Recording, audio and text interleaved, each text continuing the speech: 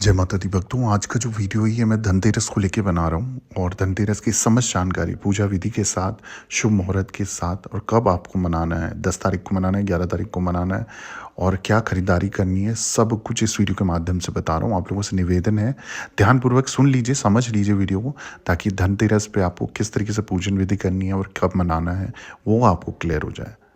हिंदू धर्म में देवी जो दीपावली है ना, वो दिवाली या दीपावली को सुख समृद्धि और खुशहाली का त्यौहार माना जाता है, ये हम सब जानते हैं। इस दिन धन की देवी माँ लक्ष्मी और गणेश जी की पूजा का विधान होता है।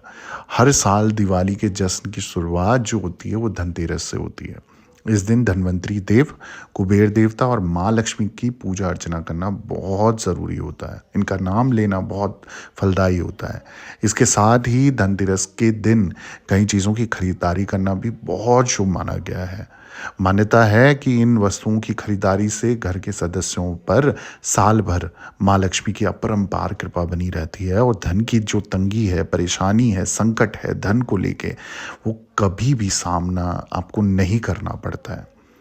तो मैं आपको इस वीडियो के माध्यम से 2023 में धनतेरस का शुभ मुहूर्त, पूजा विधि और खरीदारी की शुभ वस्तुओं के बारे में आपको बताने जा रहा हूँ, तो आप ध्यानपूर्वक सुन लीजिए। सबसे पहले बात करता हूँ मैं धनतेरस के शुभ मुहूर्त की।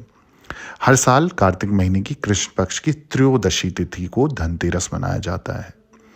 अगर पंचांग को मैं देखूं, पंचांग के अनुसार इस साल 10 नवंबर 2023 यानी कि 10th ऑफ नवंबर 2023 को दोपहर को दिन के टाइम पे 12:35 12:35 डे टाइम पे धनतेरस की शुरुआत होगी और 11 नवंबर 2023 यानी कि 11th ऑफ नवंबर 2023 को दोपहर यानी कि दिन में ही 1:57 यानी कि 1:57 पे इसका समापन हो जाएगा।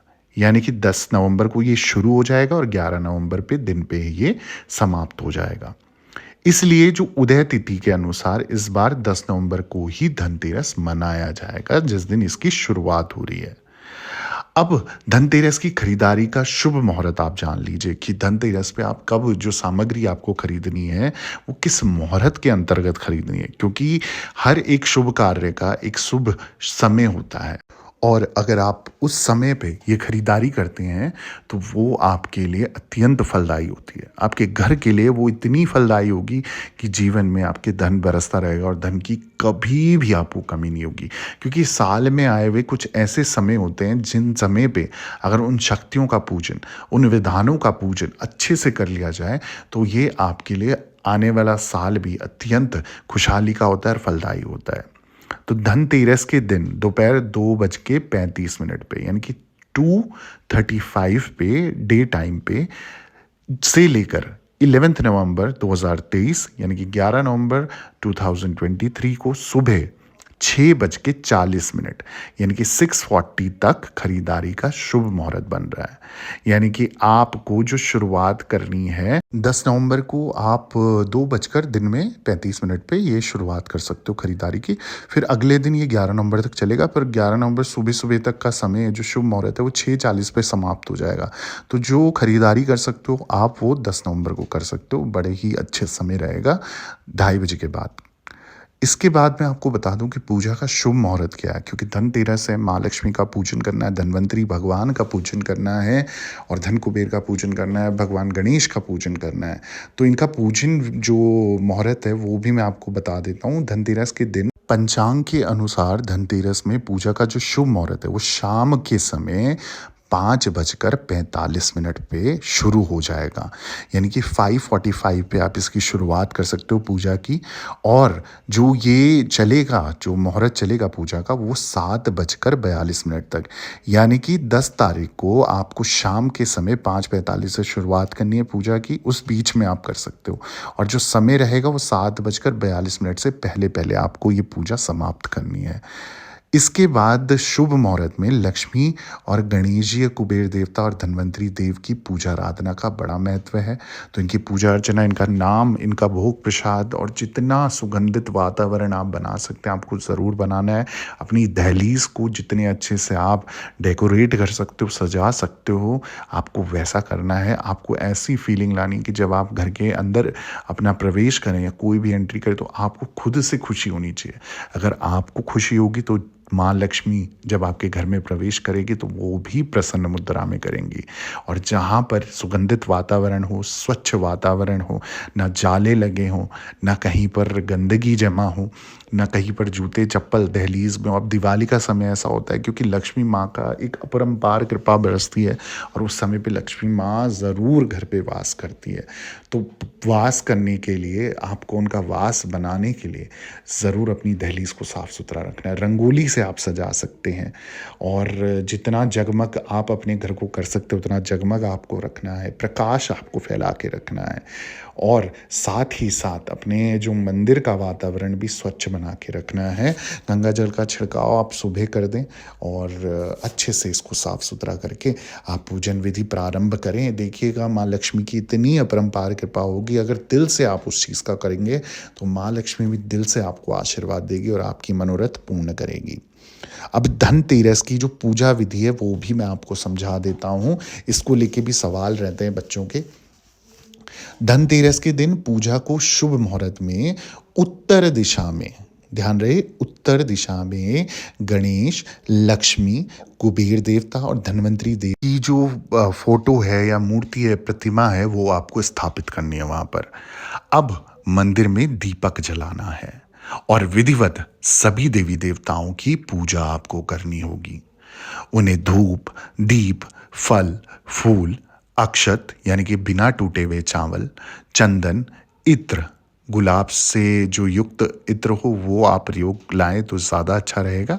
बाकी और कोई इत्र आपके पास अगर उपलब्ध है तो आप उस इत्र का भी प्रयोग कर सकते हैं। मिठाई समेत सभी पूजा सामग्री आपको अर्पित करनी है। इसके बाद कुबेर देवता के मंत्र ओम ह्रीम कुबेराय नमः का जाप करना है। या सुबह से शाम आप इस मंत्र को चला के किसी अपने म्यूज़िक सिस्टम में भी चला सकते हैं, टीवी पे चला सकते हैं और पूरे दिन आप इसका जाप कर सकते हैं और सुन सकते हैं। और जब आप मंदिर में बैठें तो 108 बार आप इसका जाप ज़रूर करें, अवश्य करें। कुबेर देवता का आशीर्वाद ज़रूर लें। धन्वंतरी स्तोत्र का अगर आप पाठ कर सकते हैं तो ज़रूर आप करें। अगर आप नहीं कर सकते या आपको नहीं आता है तो आपने किसी भी टीवी के माध्यम से, म्यूज़िक सिस्टम के माध्यम से, फ़ोन के माध्यम से आप इसे ज़रूर चलाएं घर में। इसके साथ ही माता लक्ष्मी के मंत्रों का जाप भी अवश्य करना है और सुख समृद्धि की कामना करते हुए सभी देवी देवताओं का ध्यान करना है।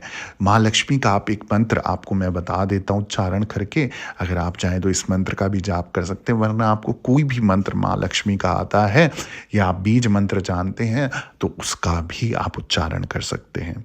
मंत्र होगा महालक्ष्मी नमस्तुभ्या नमस्तुभ्या सुरेश्वरी हरिप्रिय नमस्तुभ्या नमस्तुभ्या दयानिधे।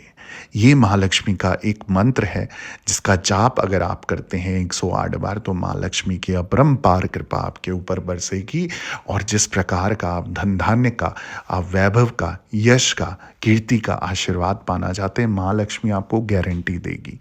पर आपको लक्ष्मी संग नारायण जी का ध्यान करना नहीं भूलना है क्योंकि महालक्ष्मी वहीं स्थिर वास करती हैं जहाँ पर उनके नारायण होते हैं। तो अगर नारायण का वास आपके घर में हो गया तो माँ लक्ष्मी का वास तो अपने आप ही हो जाएगा। तो इस चीज़ का ध्यान रखते हुए उनका पूजन, उनका ध्यान आपने करना है। चित्र में आप गणेश और लक्ष्मी जी को साथ में बिठा सकते हैं और साथ ही साथ धन्वंतरी देव का भी आप चित्र लगा सकते हैं या मूर्ति स्थापित कर सकते हैं उस दिन के लिए। गणेश जी का आपके पास रहेगा, कुबेर देव जी का चित्र भी आप साथ में स्थापित करें। स्वच्छ वातावरण के साथ आप पुष्पों से, ताज़ा पुष्पों से, माला से, सुगंधित माला से, गुलाब की माला आपके पास उपलब्ध है, गुलाब के फूल आपके पास उपलब्ध हैं, कमल की आप माला बना सकते हैं या कमल का पुष्प उनको अर्पित कर सकते हैं। तो बहुत ही अत्यंत प्रभावशाली और भाग्यशाली आपके लिए ये धनतेरस रहेगा। इसके अलावा मैं एक ज़रूरी जानकारी भी आपको दे देता हूँ। धनतेरस के दिन अगर आप ये उपाय कर लेते हैं, महा उपाय आप कह सकते हैं, तो उस घर में अकाल मृत्यु का भय नहीं रहता, अकाल मृत्यु कभी नहीं होती है। धनतेरस के दिन यमराज के निमित्त जिस घर में दीपदान किया जाता है वहाँ अकाल मृत्यु नहीं होती है। धनतेरस की शाम को मुख्य द्वार पर 13 और घर के अंदर भी 13 दीपक जलाने होते हैं। लेकिन यम के नाम का दीपक परिवार के सभी सदस्यों के घर आने और खाने पीने के बाद सोते समय जलाया जाता है। इस दीप को जलाने के लिए पुराने दीपक का उपयोग किया जाता है, जिसमें सरसों का तेल डाला जाता है, और ये दीपक घर के बाहर दक्षिण की ओर मुख कर नाली या कूड़े के ढेर के पास रख दिया जाता है। इसके बाद जल चढ़ाकर दीपदान करते समय आप प्रार्थना ज़रूर करें कि हमारे घर में कभी अकाल मृत्यु का भय ना आए, कभी संकट ना आए, कोई बाधा ना आए, हमारे जीवन खूब खुशहाली भरा हो और जीवन में प्रगति होती जाए। हाथ जोड़ के, कान पकड़ के, भूल चूक की माफ़ी मांग के आप ये उपाय ज़रूर करें। इसके अलावा आप दरबार से जुड़े रहें, और वीडियो अगर पसंद आया तो जय माता दी और हैप्पी दिवाली ज़रूर लिख दें, कमेंट में हैप्पी धनतेरस ज़रूर लिख दें, और चैनल सब्सक्राइब नहीं करा सब्सक्राइब कर दें। वीडियो ज़रूरतमंद लोगों के साथ, मित्रों, दोस्तों के साथ, रिश्तेदारों के साथ शेयर कर दें। सभी भक्तों को दिवाली की, धनतेरस की हार्दिक शुभकामनाएं। जय माता दी, जय माँ डाठ काली।